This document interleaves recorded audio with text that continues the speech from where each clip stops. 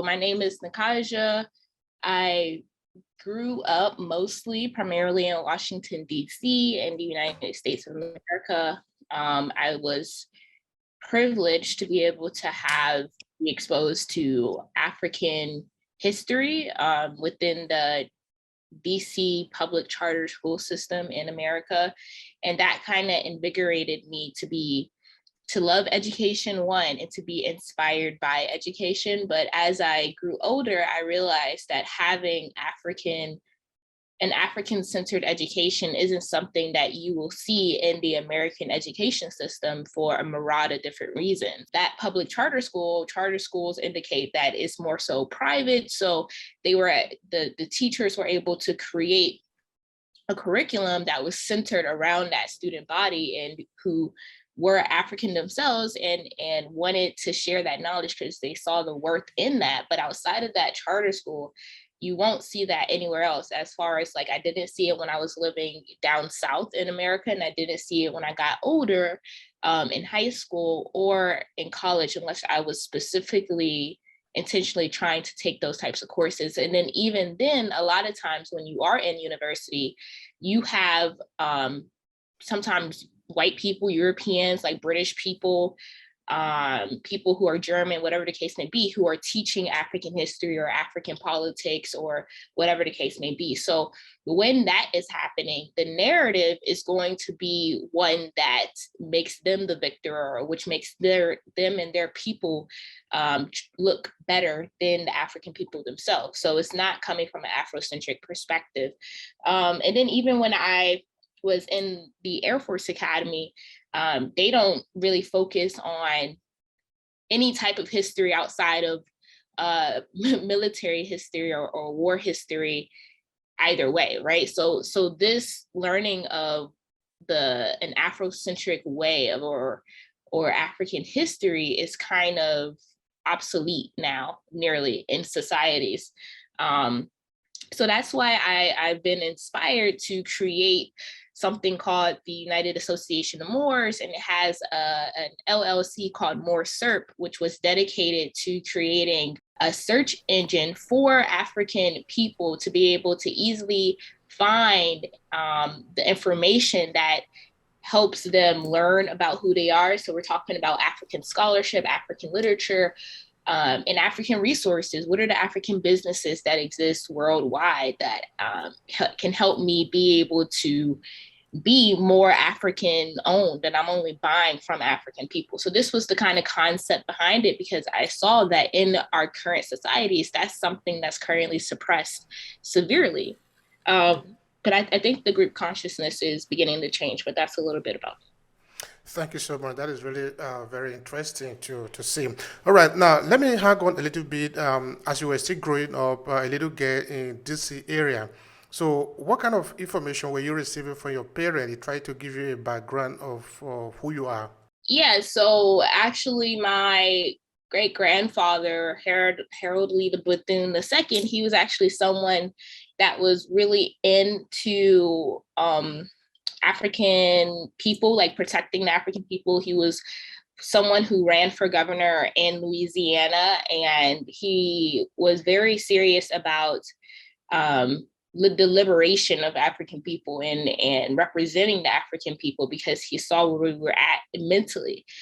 So I would say that something like that runs in my family, like that leadership role that is needed within African communities, and especially as it pertains to what's going on in America. Alongside, like, most of my family, like, they're just well educated in a myriad of different topics, but my uncle, he's really into similar information as far as like history. We have like indigenous people in our family, so he knows all of that different stuff. So this is a lot of the things that I was exposed to at a young age, different stories that were told to me by my elders. So Thank you for that. All right, now you're still a little bit younger this time. You are still beginning to find yourself in the society. So, among your peer, among your friends, as you go out, what kind of conversation will sort of help you in this area?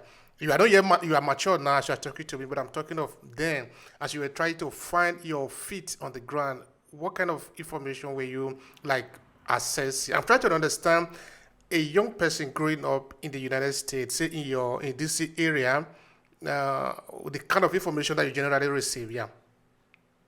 I think it was like my experiences with people. I've always kind of been someone that kind of was separated from the crowds of people. So it was really my experiences with these crowds of people. Like, for example, the middle school I had went to that had an Afrocentric curriculum.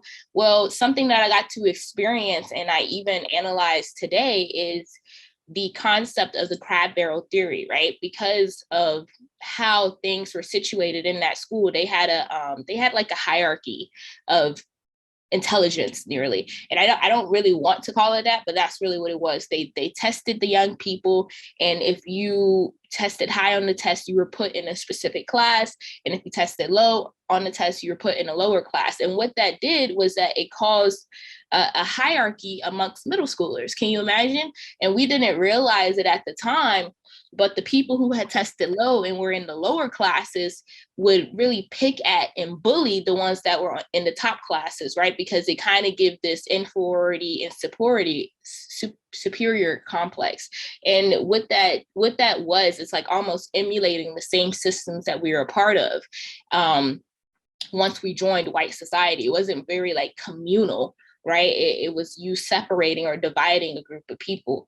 And when realizing things like that when I'm older, that's kind of what I learned from. And then experiencing things of being, called different things by your fellow counterpart that looks like you get to understand the severity of the psychological slave trauma that exists in our people, and even at young ages. Like, when you have people in your community that's, arguing with you or bullying you about being a certain skin complexion, well, you have to think, like they must have been taught that in the home, one, and then two, they must struggle from self-hatred. And the famous intellectual Amos N. Wilson actually wrote a book on this called The Psychology of Self-Hatred, how to reactivate the Africanness, the psychological Africanness of a person. And it's really, I think that's a really good book for people to read, because you really get to understand how our decisions are shaped by our environment and how that makes us think the way that we do. And that's exactly what I got to see at young ages like that. Even into high school, seeing like how people self-sabotaged themselves or separated themselves for the correct curriculum because they didn't see themselves represented in the curriculum. Like I learned more so from the experiences I had with people, less so from quote unquote friends, if that makes sense.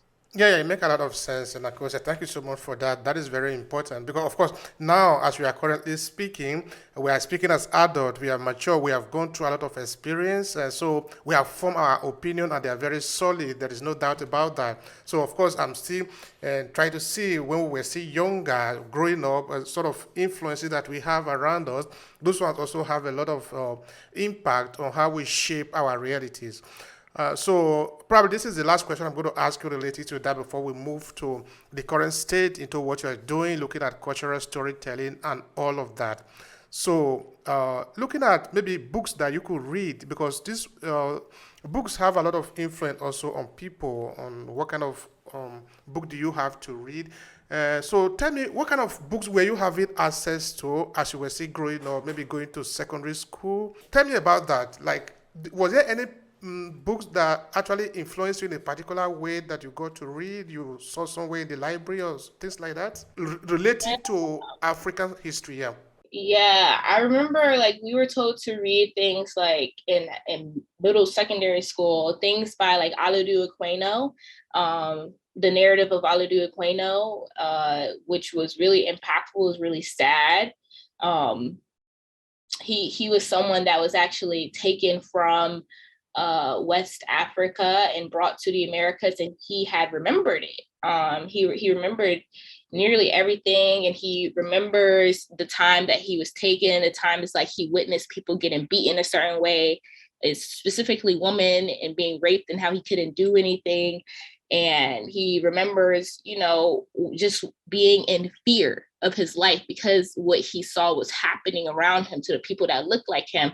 And when he got the chance to be able to not be treated in that way, he documents that he took that chance, right? And how that made him feel and how that made him, you know, weak inside and things like that. And I just remember hearing and reading how gruesome that story was at such a young age. It was daunting, and it enraged me to want to change it. We used to read primary sources from different European explorers and things like that that used to go into different places around the world, let's say like the Americas, for example, and describe the people that lived there who were African, but they would like identify them as Indian or whatever the case may be, and then describe them as being savagery or whatever the case may be. So we would do things like that. I also remember reading